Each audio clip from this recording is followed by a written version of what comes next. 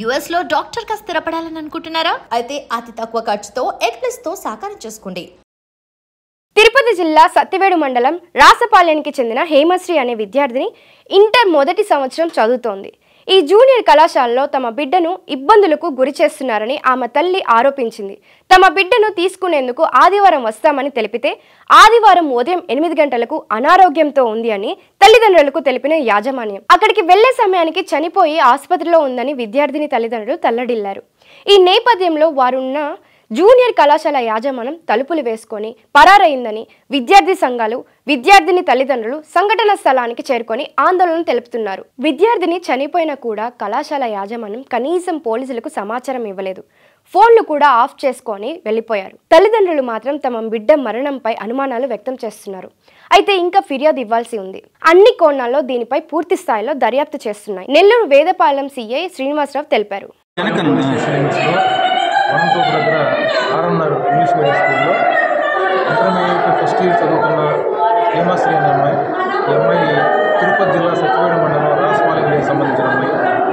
Intermediate first year MPC చదువుతూ ఉంది. ఈ అమ్మాయి చనిపోయింది. వాళ్ళ పేరెంట్స్ వచ్చారని నాకు ఫోర్త్ గ్రౌండ్ సిబ్బంది పోలీసు ఫోన్ చేస్తే మేము ఇక్కడికి వచ్చాము.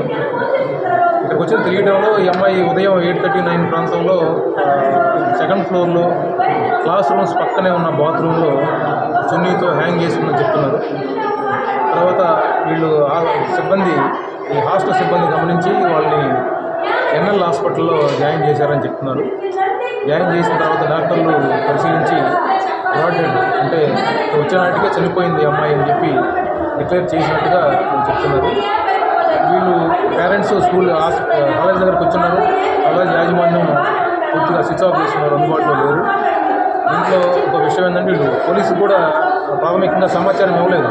9:30 ఫోన్ చేసి కొంచెం ప్రెజర్ పెడుతున్నారు కాలేజీలో అని చెప్పి సరే మేము వచ్చి మాట్లాడుతున్నాను అని చెప్పాను. సరే ఆ తర్వాత నేను బయలుదేరినాను వచ్చేదానికి. మాకు రావాలంటే 4 అవర్లు పడుతుంది. నేను బయలుదేరి బస్సు కోసం వెయిటింగ్ చేస్తున్నాను. అప్పుడే ఇంకో కాల్ వచ్చింది.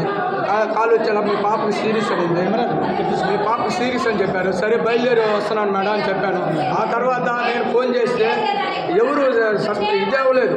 ప్రిన్సిపాల్ కాలేజ్ కరస్పాండెంట్ వార్డెన్కి అందరికీ ఫోన్ చేస్తాను, ఎవరు కాల్ ఎత్తలేదు. అర్థం చేసుకోదమ్మా, వాళ్ళు అర్థం చేసుకోమని చెప్పేది అనేసి నన్ను టార్చర్ చేస్తున్నారు. మీరు రండి అని చెప్పింది సార్. 8 గంటలప్పుడు ఫోన్ చేసి నా బిడ్డ బాగా మాట్లాడినప్పుడు మాట్లాడి అప్పుడు లాస్ట్ పెట్టేటప్పుడు ఏడుస్తా పెట్టింది. మీరు రండి అంటే వస్తున్నావు నాయన అని చెప్పినాను. సారు వస్తామమ్మా, భయపడబాక, నీకు ఎలాంటి ప్రాబ్లం నేను సార్ వాళ్ళతో మాట్లాడతాను, నువ్వు దేనికి భయపడబాక నాయన, నేను ఎవరేమన్నారు, ఎవరేమనలేదు నిందే కానీ ఎవరేం చేసినారు నాకు చెప్పలేదు సార్, దాపెట్టేసింది.